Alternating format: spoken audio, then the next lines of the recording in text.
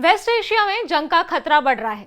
Iran, Israel और America आमने सामने हैं, लेकिन इस पूरे संकट का असर भारत पर क्यों पड़ सकता है? और इसी वजह से आज विदेश मंत्री सुब्रमण्यम जयशंकर को संसद में बयान देना पड़ा। आखिर उन्होंने क्या कहा और भारत के लिए इसमें सबसे बड़ी चिंता क्या है? आइए इसे आज के एक्सप्लेनर में समझते हैं। दरअसल वेस्ट एशिया में बढ़ते तनाव को लेकर आज सुब्रमण्यम जयशंकर ने राज्यसभा और लोकसभा में स्थिति साफ की। उन्होंने बताया कि भारत सरकार लगातार हालात पर नजर बनाए हुए है और वहां रह रहे भारतीयों की सुरक्षा सबसे बड़ी प्राथमिकता है। वेस्ट एशिया में हालात लगातार बिगड़ते जा रहे हैं। ईरान, इजराइल और यूनाइटेड स्टेट्स यानी अमेरिका के बीच बढ़ते तनाव ने पूरे इलाके को अस्थिर कर दिया है। इसका असर सिर्फ मिडिल ईस्ट तक सीमित नहीं है, बल्कि ग्लोबल लेवल पर एनर्जी सप्लाई, ट्रेड और सिक्योरिटी पर भी पड़ सकता है। भारत के लिए मामला इसलिए भी बेहद अहम है क्योंकि खाड़ी देशों में लाखों नहीं बल्कि करीब 1 करोड़ भारतीय रहते हैं और काम भी करते हैं।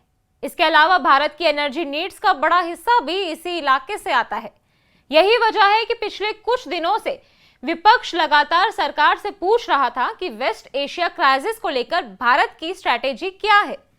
इसी बीच सोमवार को यानी आज विदेश मंत्री सुब्रमण्यम जयशंकर ने राज्यसभा और लोकसभा में इस पूरे मुद्दे पर विस्तृत बयान दिया।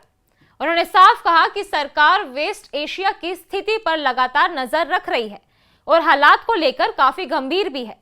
जयशंकर ने कहा कि भारत शुरू से ही इस बात पर जोर देता रहा है कि किसी भी कॉन्फ्लिक्ट का समाधान वॉर नहीं बल्कि डायलॉग और डिप्लोमेसी के जरिए होना चाहिए।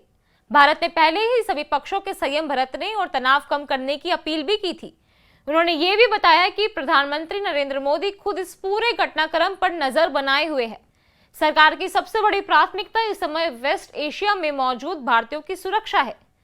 जयशंकर ने संसद को बताया कि अब तक करीब 67,000 भारतीय सुरक्षित वापस लौट चुके हैं। वहीं तेहरान में मौजूद इंडिया एम्बेसी लगातार काम भी कर रही है और जरूरत पड़ने पर भारतीयों को सुरक्षित जगहों पर भी भेजा जा रहा है। जयशंकर ने बताया कि ईरान में पढ़ रहे कई भारतीय छात्रों को वहां से निकालकर दूसरे सुरक्षित इलाकों में भी भेजा गया है। कुछ भारतीयों को दूसरे देशों के रास्ते भारत लौटने में भी मदद की गई है।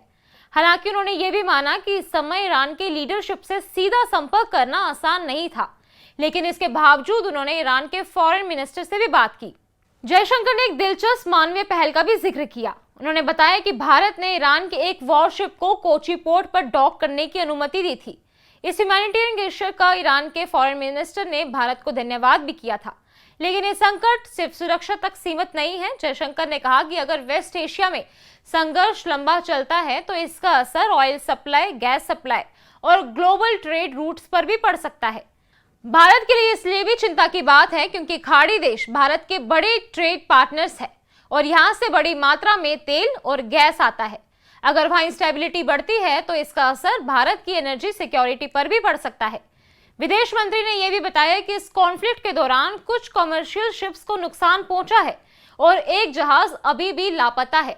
इससे साफ है कि इलाके में सिक्योरिटी सिचुएशन काफी खराब हो चुकी है।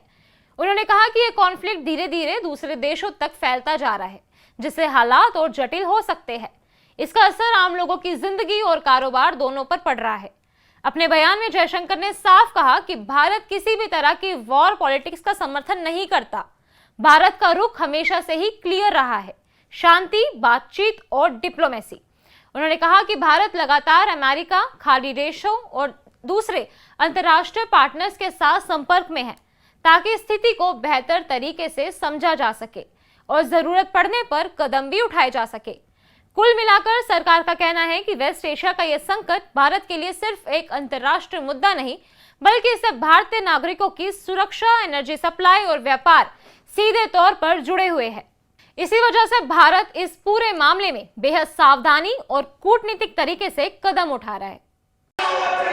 Honorable Prime Minister continues to closely monitor emerging developments and relevant ministries are coordinating to ensure effective responses. Honorable Chairman Sir, Government has been assessing the situation in West Asia continuously since the 12-day war in June 2025. We noted the indications of growing tension and cautioned the Indian community in Iran accordingly. Recruitment and shipping companies were asked not to deploy or send Indian seafarers to Iran.